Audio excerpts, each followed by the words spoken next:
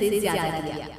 पैदा हुआ एक बड़े घर में, मुंह में चांदी की चम्मच लेकर, और शादी भी की एक उससे भी बड़े घर में, सोने की चम्मच मुंह में लेकर। उसे मेहनत करने का शौक नहीं था, एक शौक था वो भी घटिया शायरी करने का।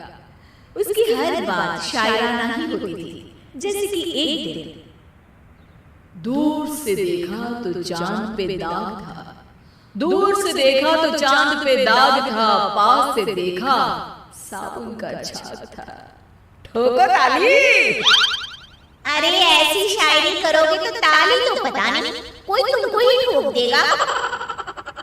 शायरी वो बिल्ली है जो किसी का भी रास्ता रोक दे, और क्या मैं किल हूँ जो कोई मुझे ठोक दे। मुझे तो आपसे बात ही नहीं करनी। मैं निकला था गाड़ी लेके, लेकिन दौड़ के जा रहा हूँ। मेरी शायरी कोई नहीं सुनता, मैं घर छोड़ के जा रहा हूँ। धीरे बोलिए जी, मम्मी पापा को पता चल जाएगा तो तुमको सच में तुम्हारे मायके भेज देंगे। सस्ते साबुन से मेरी कॉलर चमकी नहीं, सच में चला जाऊंगा, मेरी बात कोई धमकी नहीं। अगर शायरी ही सुनानी है तो सुनाओ, लेकिन कोई काम धंधा भी तो करो। मेरे पिताजी के पास बहुत पैसा है तो घर जमाई बन के खा रहे हो, और कल जा रहे हो ना अपने मायके तो आज ही चले जाओ मेरी बला से। हमें तो अपनों ने लूटा, गैरों में कहाँ दम था हमें। अरे चुप हो जाओ, तुमको मिर्जा गालिब की कसम। अरे जाना है तो जाओ, लेकिन पहले मेरे मम्मी पापा से मिलकर जाओ, वरना वो क्या सोचेंगे। लेकिन विकी अकेले ही अपनी कार लेकर अपने मायके यानी कि अपने खुद के घर पहुंच जाता है। अरे बेटा, तू अचानक, बहू कैसी है? अरे माँ, बहू तो बिल्कुल बदल गई है, मुर्गी हाथ से निकल गई है। अरे क्या हुआ बेटा? उसकी आती नहीं है, मेरी जाती नहीं है, मैं करता हूँ शायरी, उसे भाती नहीं है। मेरे पास उसका फोन आया था बेटा, सही कह रही है वो, तुमको काम करना चाहिए तभी तो इज्जत मिलेगी। घर जमाई बनके सास ससुर के पैसों पर कब तक ऐश उड़ाते रहोगे? मेरी जिंदगी में हर तरफ से उंगली हो रही है, फोन पर मेरी चुगली हो रही है। अरे चुगली नहीं कर रही थी बहू, वो तेरा भला चाहती है बेटा। सूखे हुए कपड़े को भी गीला कह रहे हैं लोग, चुगली करने को मेरा भला कह रहे हैं लोग। ठोको ताली। ये सुन के माँ अपने हाथ से अपना सर पीट लेती है। अरे माँ, ताली की जगह माथा क्यों ठोक रही हो? बेटा तू ना आराम कर, तेरे पिताजी भी आने वाले हैं, खाना लगा देती हूँ। विकी अपने घर भी दिन भर टीवी देखता है, तरह तरह का खाना खाता है, दोपहर तक सोता है, चाय पीता है, वीडियो गेम खेलता है, बस काम करने नहीं जाता। घर में नौकर चाकर है तो बिस्तर से हिलने तक की जरूरत नहीं पड़ती। कई बार तो विकी अपने नौकरों को बिठाकर शायरी सुनाता रहता।